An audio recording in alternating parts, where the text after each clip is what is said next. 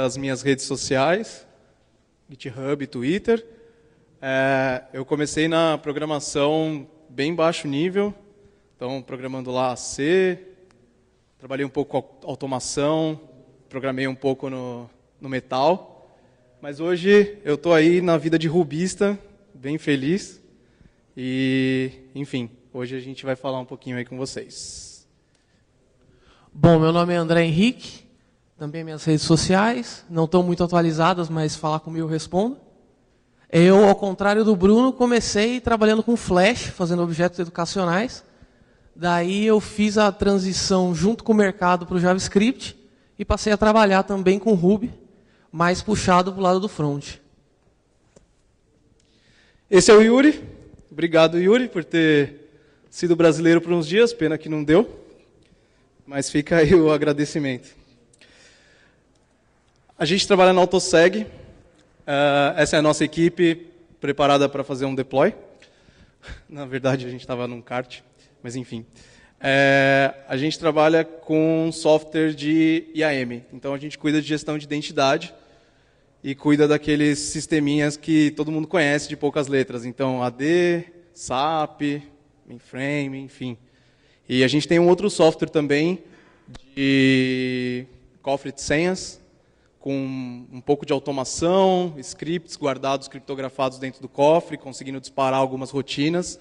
Se alguém tiver interesse de alguma dessas coisas, a gente vai estar pelo evento, tem aqui cartão, quem precisar.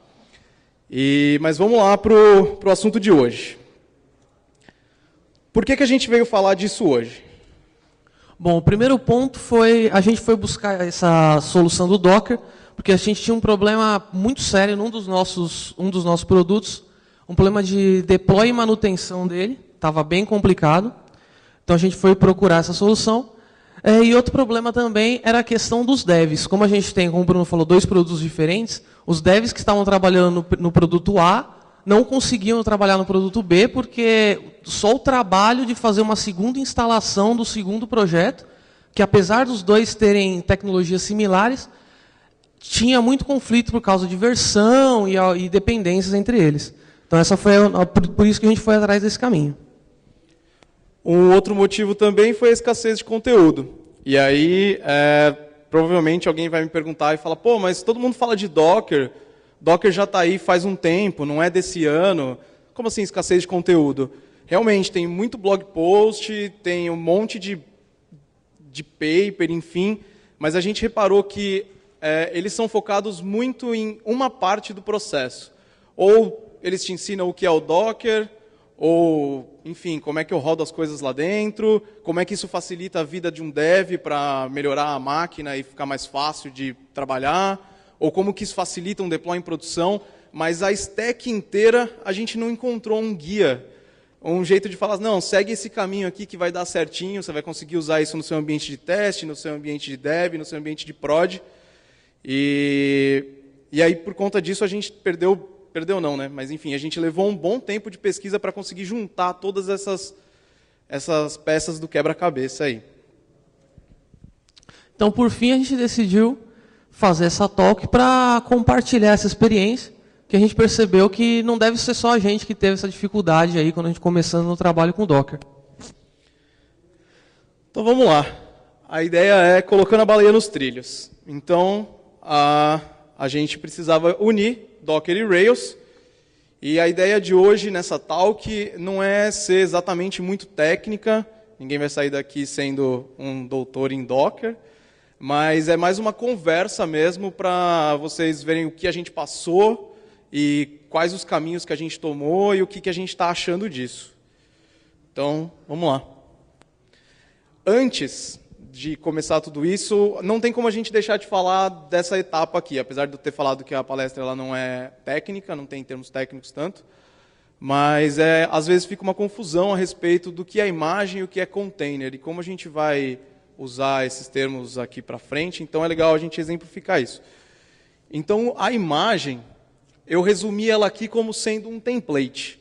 Então, vamos imaginar que a imagem é uma receitinha ali, que você consegue fazer download, você consegue dar share, você consegue armazenar num lugar. Então, é uma uma coisa palpável que você consegue distribuir por aí. Já um container, a definição mais técnica é um pedaço de software que roda sozinho e tem dentro dele tudo que ele precisa para rodar. Então, o container ele tem suas dependências, os seus códigos-fontes, as suas configurações todas fechadas dentro dele quando ele está rodando. Para o nosso cenário, para a nossa talk, é importante lembrar que o container é uma imagem que está sendo colocada para trabalhar. Uma imagem ela é parada, o container é a imagem sendo utilizada por alguma finalidade. Então, a gente começa aqui com qual que é a nossa problemática. A gente tem um projeto em Rails, Ruby, usando o Ruby 2.5, Rails 5.2. A gente quer que o nosso banco seja em Postgres. E a gente vai precisar de um Nginx e Passenger para deploy em produção. Então, quando a gente começa a trabalhar com Docker, a gente precisa saber algumas coisinhas também aqui, mais um pouco de glossário. Então vamos começar pelo Dockerfile. O que é o Dockerfile? Ele é o arquivo texto que contém as instruções de build da imagem. Então é lá que eu vou dizer para a minha imagem como ela vai ser construída. Então o que vai conter nela, se ela vai se comunicar com alguém ou não, enfim. Tudo vai estar sendo dito, quais os comandos que ela vai executar, tudo está dentro desse arquivo do Dockerfile. E essas imagens, elas precisam partir de algum lugar. Então, elas podem partir do Scratch, que é o nada. Então, imagens Docker partindo do Scratch, elas não têm nada dentro delas, você precisa colocar todas as coisas que você vai precisar usar. Ou eu posso partir de alguma coisa que já está pronta. Eu posso partir, por exemplo, de uma imagem de Debian. Então, eu falo assim, vou partir a minha imagem do Debian. Então, eu já tenho aquela primeira camada que tem um Debian completinho ali para mim, o básico dele, enfim, depende da documentação do que tem na imagem, e eu continuo customizando essa imagem. Posso partir de uma imagem de banco, de Postgres, enfim. Então, eu tenho que partir ela de algum lugar. E a partir do momento que eu tenho essa imagem guardada, eu posso armazenar essa imagem em algum lugar, que no caso é o hub. Eu posso ter um hub meu, rodando num servidor, um servidor de hub interno, ou no nosso caso a gente está usando o próprio Docker Hub, que funciona similar ao GitHub. Então é um espaço onde eu posso armazenar lá as minhas imagens, consigo dar pull, consigo dar push, consigo versionar isso lá, distribuir, colocar permissões de quem pode ver, quem não pode, ser um hub empresarial, enfim. Então, no nosso caso, a gente está usando o Docker Hub. E aí, vamos ver como é que ficou o Dockerfile. O que é o Dockerfile? Ficou um pouco ruim na resolução aqui, então eu vou mostrar direto aqui no meu editor de texto. Então, só um segundinho.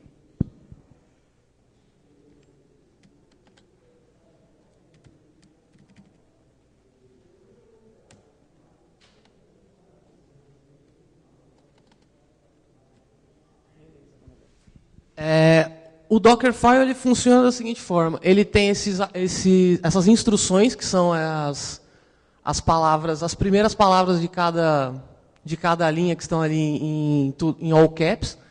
A primeira, ele vai rodar sempre de cima para baixo, então cada instrução é rodada após a anterior.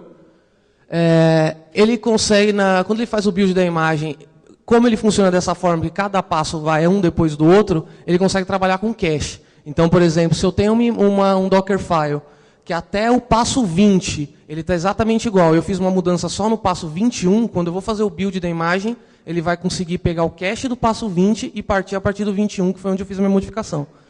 Aqui a gente tem lá em cima o mais importante, que é isso que o Bruno falou, que é da onde que vem nossa imagem.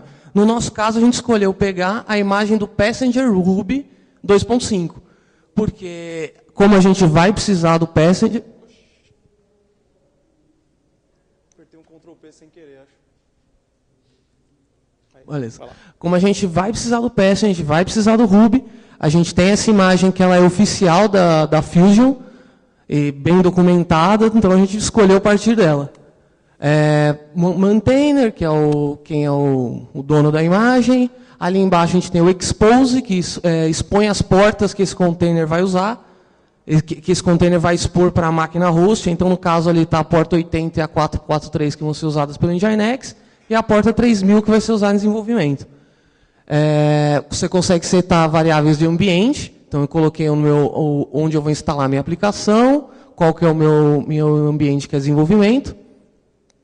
Você consegue passar argumentos, que esses argumentos vêm no momento do build. Mais para frente a gente vai ver isso como que é usado. Aí eu setei esses argumentos nas variáveis de ambiente. Pode ver. E aí começa o comando mais comum de um Dockerfile, que é o run. O que o run faz é rodar um comando dentro da imagem. Essa imagem do Passenger, se eu não me engano, ela já é uma imagem que vem a partir de um Debian. Então você tem lá o apt-get, você tem o curl. Então o que eu estou fazendo ali é instalando dependências. O Node, o Yarn, uma outra dependência que tem do Ruby. Mais para baixo, depois eu faço a cópia do meu... Isso aí é a cópia dos meus arquivos do meu diretório na máquina host para dentro do onde vai estar na imagem, que aí é a variável install-path. No caso, o Dockerfile ele está na raiz do meu projeto GitHub, do GitHub. Mudo o diretório de trabalho para o meu install-path, e aí eu começo a rodar o setup de Rails, instalando o bundler install, pré-compile, etc. Termino dando a ownership desses arquivos criados para esse usuário app, que é o usuário padrão da imagem do Passenger, está documentado lá. E, por fim, a gente tem o CMD, que é o comando que vai rodar quando você mandar a imagem subir. Porque a imagem ela vai fazer o build, ela vai fazer todos esses passos, ela vai ficar fechadinha, pronta para funcionar. Quando você mandar o Docker subir, ele vai rodar esse comando aqui embaixo. Que eu mandei rodar um script SH meu que atualiza o banco, sobe o Rails, etc. Legal. Com a imagem pronta, então a gente consegue rodar um build. Quer dizer, desculpa, com o Dockerfile pronto, a gente consegue rodar um build e ele vai construir a imagem para a gente. Mas aí, e o banco? O André disse que a gente precisava de Postgres. E aí a gente não viu o Postgres ali naquela imagem. Então, a primeira coisa que a gente fez, pela obviedade, foi, putz, esquecemos de instalar o Postgres. Vamos instalar na mesma imagem. Mas aí a gente começou a ter muito problema. Teve conflito de biblioteca, a imagem começou a crescer, eu não conseguia, de forma simples, conectar os dois serviços, deu muito trabalho. Então, a gente partiu por outro caminho. Falou, vamos partir de outra imagem. Eu vou começar da imagem do Postgres, então. Então, no lugar de eu usar a imagem do Ruby, eu vou usar a imagem do Postgres. E aí, mesma armadilha, mas e o Ruby? Então, eu comecei a tentar instalar o Ruby em cima da imagem do Postgres e eu cheguei nos mesmos problemas. Foi aí que a gente, pesquisando um pouquinho, viu que era possível trabalhar com múltiplos containers. Ah, legal.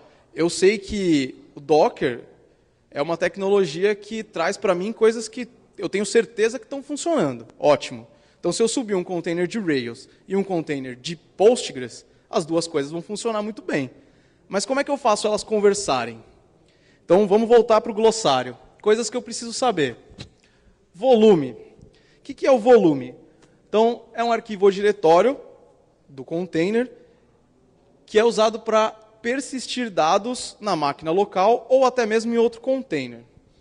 A gente pode metaforizar aqui como se ele fosse um ponteiro ou, de repente, uma pasta compartilhada de um VirtualBox com a máquina local, alguma coisa do gênero. Porque o que acontece? Os containers, eles são voláteis. Então, a imagem sobe no seu estado inicial, funcional. A partir do momento que eu desligo o container e subo de novo, todas as modificações que aconteceram lá, que não estão configuradas em um volume, elas somem. Elas voltam para o estado inicial da imagem, ou do container, quando ele subir de novo. Então, eu preciso de um lugar onde eu armazeno dados e eu falo, não, tudo que acontecer aqui, eu estou guardando fora daqui também, refletindo isso fora. E também o network, que é basicamente o conceito de network que a gente tem no mundo real. Então, quando eu tenho duas máquinas, eu quero que elas conversem, eu crio uma network entre elas. O Docker também tem essa tecnologia, que é uma rede criada lá, administrada pelo Docker. Você consegue dar endereço, você consegue dar nome, e ela cria uma conexão e faz os containers se enxergarem como se eles estivessem na mesma rede. Então, beleza. Para fazer tudo isso aí que o Bruno falou, a gente tem que fazer usando os Docker. A gente cria uma rede de Docker, que eu chamei de WhalesNet. Criei 2 volumes de Docker, que é o volume de comunicação entre o container do Rails e o container do Postgres, e o segundo que é o container de dados mesmo do banco para o Postgres. Eu tive que baixar na minha máquina a imagem do Postgres, aquela também é uma imagem oficial que está lá no GitHub. Coloco o Postgres para rodar primeiro, porque o Postgres tem que estar funcionando antes do Rails, para não dar pau. Coloco ali ele para rodar, passando a porta padrão do Postgres, passando os 2 volumes e os diretórios aos quais eles representam, passando com a minha network, colocando um nomezinho para ficar mais fácil depois de eu ver na lista de containers qualquer qual, e digo finalmente que eu quero dar um run na imagem Postgres 9.6. Depois eu tenho que fazer a mesma coisa para a minha imagem do Rails. Passar a porta na máquina host, 2 pontos, a porta dentro do container equivalente, passando o volume, passando o network, coloco o nomezinho e digo que eu quero a minha imagem, eu coloquei essa tag, André Steve, Ruby on Rails, latest, que foi aquela que a gente fez o build no cara passado. Só que esse cara é muito prolixo. Você imagina que se eu tiver mais um serviço, se eu tiver colocar um Redis aqui, eu tenho que fazer o volume do Redis, colocar o Redis na rede, subir ele dentro de todos esses caras para eles conversarem, e assim isso vai aumentando para cada cara. E aí ficou confuso, né? Porque eu, mesmo que trabalhei no projeto junto com o André, eu nem consigo lembrar todas essas letras que eu preciso para subir essas coisas conectadas. E aí as linhas de comando elas crescem exponencialmente, e fica difícil de administrar e tudo mais. E aí a gente falou, não é possível que tem que ser assim, tem que ter um jeito mais fácil, porque o Docker facilita as coisas, né? Então, deve ter um jeito mais fácil. E aí a gente conheceu esse cara aqui, que é o Docker Compose. Tem alguém aqui que nunca ouviu falar de Docker Compose? Porra, todo mundo manja. Todo mundo pode ajudar a gente a melhorar o nosso esquema, então eu acho. Então o Docker Compose ele é uma ferramenta, né, que justamente faz esse trabalho. Então eu digo numa receitinha ali o que eu vou ter no meu projeto, quais os serviços, como eles vão se comunicar, se eles vão usar volume ou não, se eles vão usar network, qual é a ordem das coisas que vão subir, enfim. E aí esse povo simpático aí, ele vai cuidar de organizar os containers para a gente. Então, de novo, ficou aqui... Ah, não, esse dá para enxergar? Todo mundo vê? Beleza, então esse dá para mostrar aqui mesmo. E aí o Docker Compose YAML, como o Bruno falou, tem as mesmas coisas que tinham naquelas 12 linhas lá de comando, elas estão aí configuradas no Docker Compose YAML. E aí ele configura os serviços, então eu tenho o meu serviço Ruby, qual a imagem que ele usa, quais os volumes que ele usa e quais as portas que ele habilita. O meu volume Postgres, qual a imagem que ele usa, quais os volumes que ele usa, qual a rede que ele está. E ali embaixo eu tenho volumes, que é a lista de volumes que estão sendo usados ali em cima, e networks, que é as redes que estão usadas lá em cima. E esse cara ele vai criar toda essa estrutura para mim, já com as nomenclaturas que eu setei aí.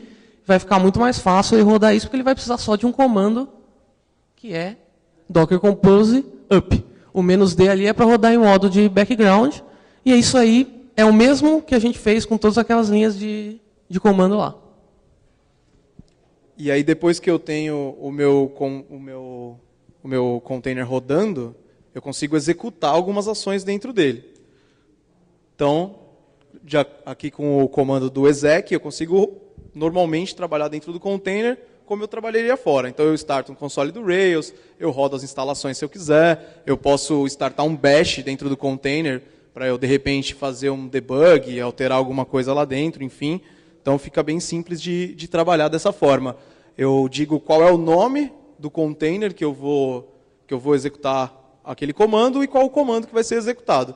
Então, como está tudo descritinho lá no Docker Compose, os nomes, fica mais fácil de trabalhar do que com os IDs dos containers, que são uma série de números que são chatos de guardar, né? Enfim.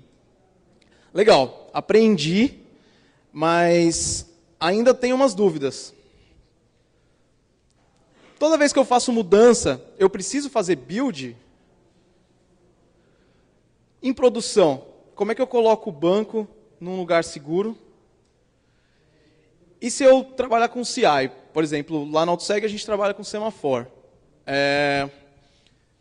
E aí eu faço testes automatizados de interface com Selenium.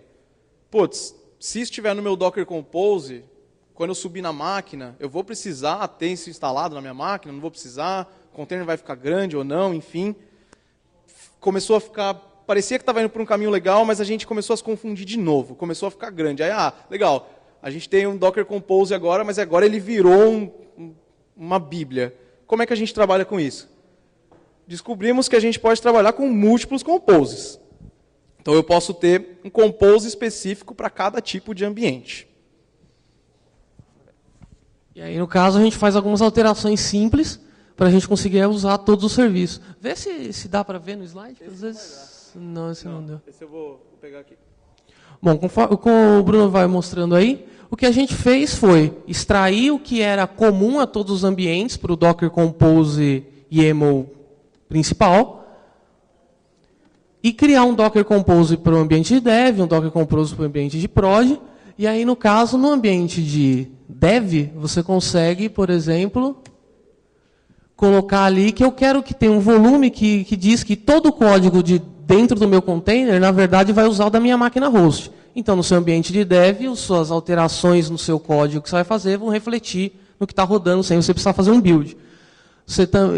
Por exemplo, aqui nesse Docker Compose de dev, a gente também colocou um terceiro serviço. A gente colocou um mail catcher, que é bem comum em aplicações Rails para desenvolvimento. A gente já coloca ele como um container e o Docker vai cuidar de subir isso para a gente.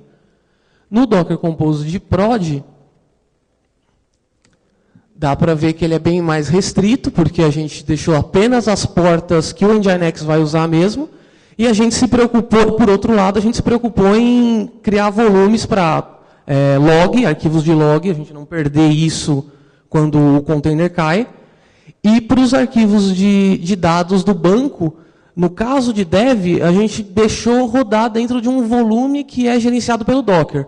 No caso de produção, a gente optou que é melhor, a gente viu que é melhor deixar na máquina host num diretório escolhido pela gente. Porque se você coloca num volume que é gerenciado pelo Docker, você pode ir lá dar um Docker volume prune, não leu lá a listinha do que está e deletar seu banco de produção.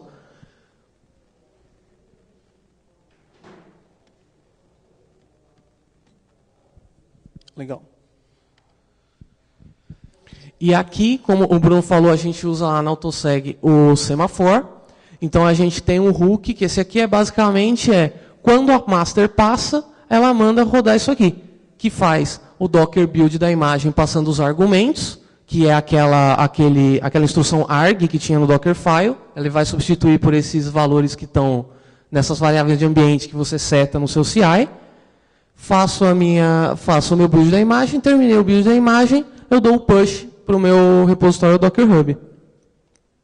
E do lado da máquina de prod, a gente ainda não tem a automação completa do ciclo, né? Mas mesmo assim a gente viu uma diferença muito grande do como estava antes, porque entrar na máquina de prod é parar o container, apagar o container. A gente tem um passo ali que é limpar os volumes para evitar cache, porque a gente tem um cenário que tem um client em JavaScript que guarda o cache desse volume. Fazer o pull da imagem atualizada e e subir passando o Docker Compose, aí com a opção "-f", que aí você consegue apontar qual arquivo que é, elencando os arquivos na ordem de importância. Né? Então você primeiro coloca o arquivo base, em cima dele eu vou fazer o merge do arquivo de prod e vou subir no mod background. E aí, depois de tudo isso, esse é o jeito certo? Então, a gente também não sabe responder, na verdade. Quando eu perguntei, eu vi que todo mundo aqui mexe com Docker já, e já tem experiência com isso, pelo menos familiaridade. Eu vou querer depois trocar ideia com algumas pessoas para ver se a gente está indo pelo caminho certo. Na verdade, o que eu percebi é que o uso do Docker ele é muito pessoal ainda. Eu não encontrei ninguém que um style guide de comunidade, assim, que falasse, não, segue por esse caminho que você vai encontrar facilidade na hora de juntar os containers, ou, usa sempre as imagens oficiais, ou não usa, enfim, eu percebi que as imagens, quando você busca no Docker Hub, eu quero uma imagem de Postgres, e aí vem lá, em primeiro com o número de downloads da imagem oficial, mas embaixo vem uma série de imagens que já estão com coisas adiantadas dependendo do cenário. Então, a gente percebeu que no final das contas a gente acabou criando a nossa própria imagem, que seguiu de outra, mas que não necessariamente esse é o jeito correto, mas foi o jeito que ficou mais fácil para a gente trabalhar, dar manutenção, versionar isso tudo e conseguir passar para o resto da equipe de forma simples. E aí, valeu a pena, André? Bom, como o Bruno já falou, valeu a pena, porque o nosso problema de instalação de máquina e manutenção praticamente acabou. A gente era um trabalho de uma tarde de 3 desenvolvedores, agora é um cara em 15 minutos. E a nossa especificação de máquina que a gente dá para o cliente passou a ser, me dá uma máquina com CentOS que eu consiga instalar o Docker e depois eu me viro. E antes era uma lista infinita de coisas, de todas as versões, de todas as coisas. É fácil também para a entrada de novos devs no projeto, que foi aquele problema que eu citei no começo.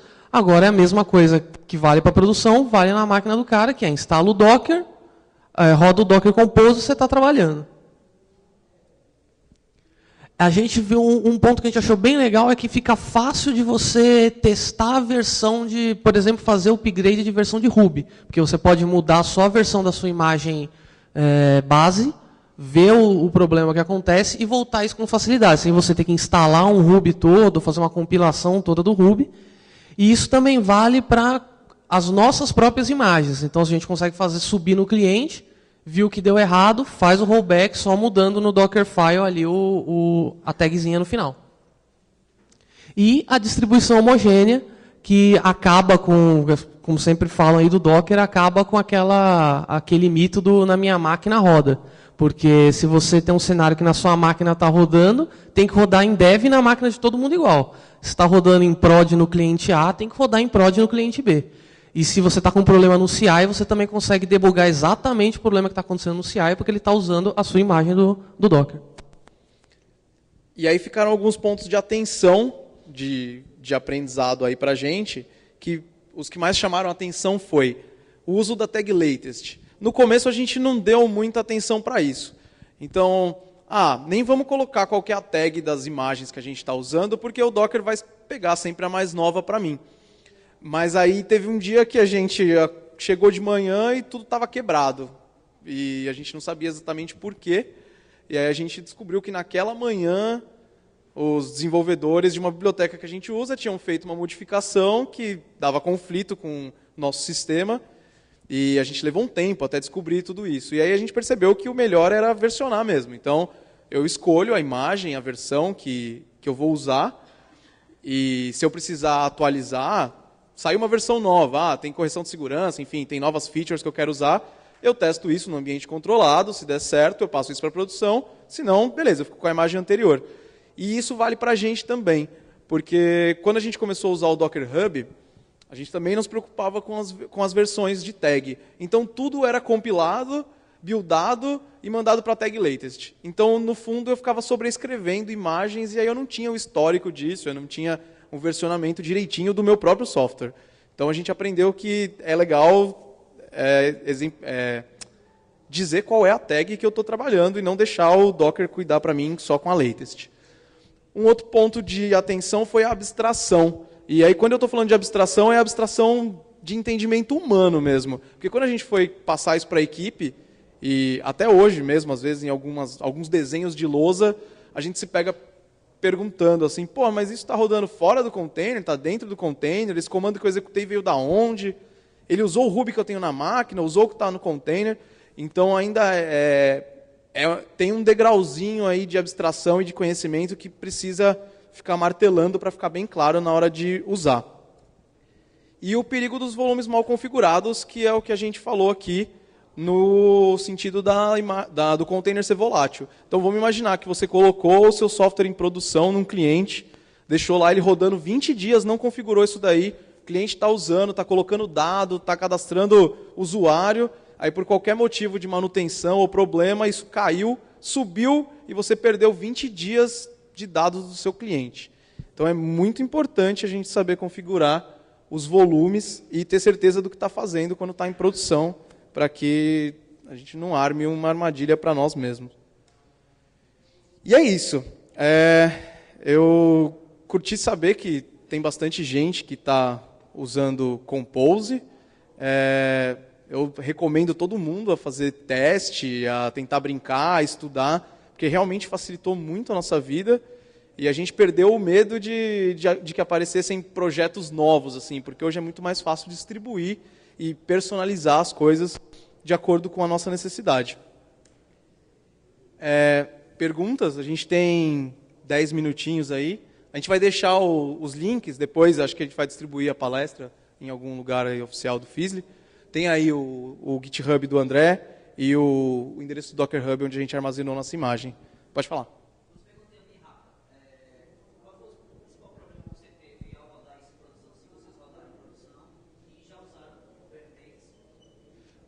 Tá, eu vou só repetir a pergunta, porque senão quem tá vendo em casa não vê. Então ele perguntou qual o principal problema que a gente teve em produção, se a gente rodou já em produção, e se a gente já usou Kubernetes, né? Bom, em produção, o principal problema que a gente teve foi esse da versão mesmo. A gente começou perdendo umas versões por causa que o nosso build estava sem a tag certa e ele mandava na latest. Então, quando a gente se tocou disso, a gente pensou, putz, agora eu não consigo fazer rollback. Não deu ruim, mas podia ter dado ruim, a partir daí a gente consertou isso daí. O caso do Kubernetes, não, a gente não foi atrás ainda de ver, para usar nem ele, nem o Docker Swarm também. Mais alguém? Alguma pergunta? Pode falar.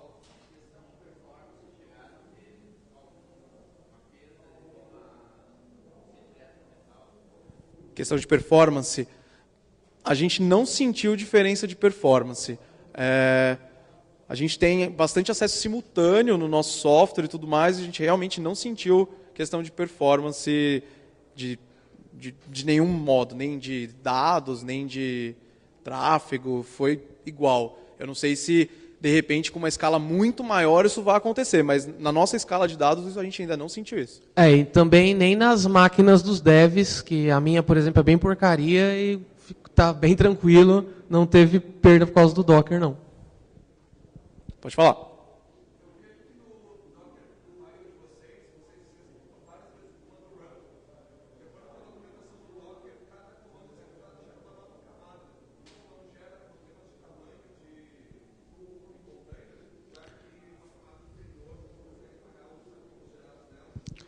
Deixa eu só repetir a pergunta dele.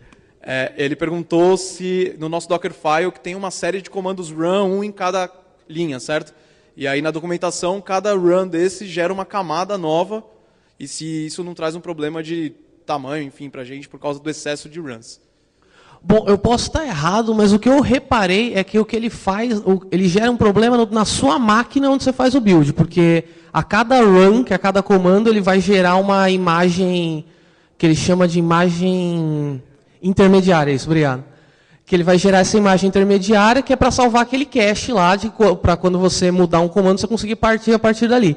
Aí você tem que ter você fica com esse encargo de fazer essa limpezinha de vez em quando, porque se você vai ver que seu Docker, você está lá com 5 GB de imagem, e você vê que a sua imagem final tem 300 MB.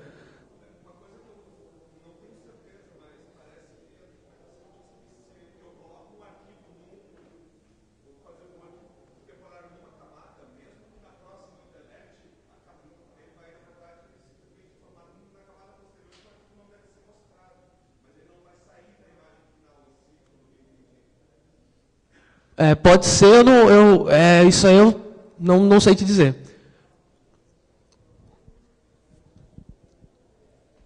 Mais alguém? Pode falar.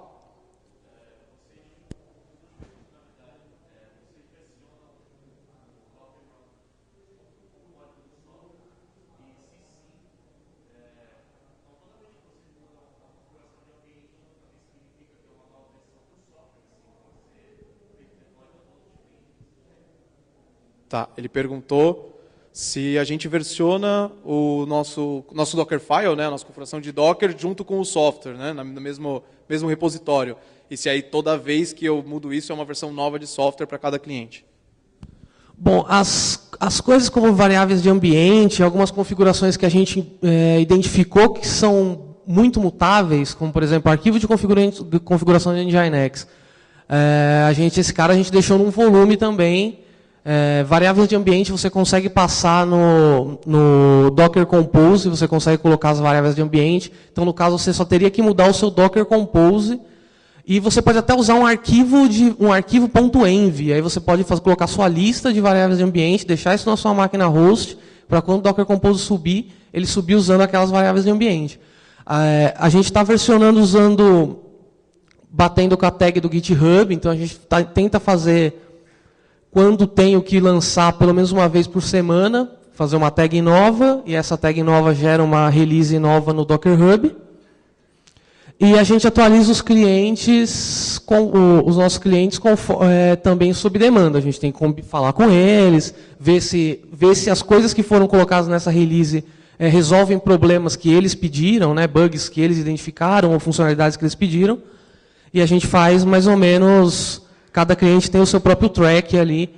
Mas isso também fica legal porque fica fácil você ter clientes com versões diferentes. Porque você pode ter um cliente em cada ponto, e isso fica bem visível porque vai ser lá a tagzinha da imagem do Docker Hub.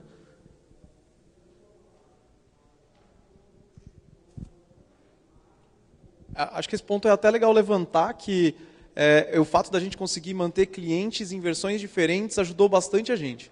Porque, às vezes, você implementa uma funcionalidade ou altera, de repente, uma UX que um determinado número de clientes acha maneiro demais e outros clientes falam, puta, agora eu tenho que treinar 200 caras a usar seu software de novo.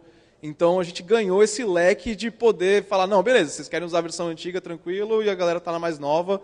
Quando vocês quiserem, é só avisar que a gente faz um deploy de novo, e é isso aí. Mais alguém? A gente tem ainda mais 4 minutinhos. Não? Então, muito obrigado. Muito obrigado. É isso. Valeu.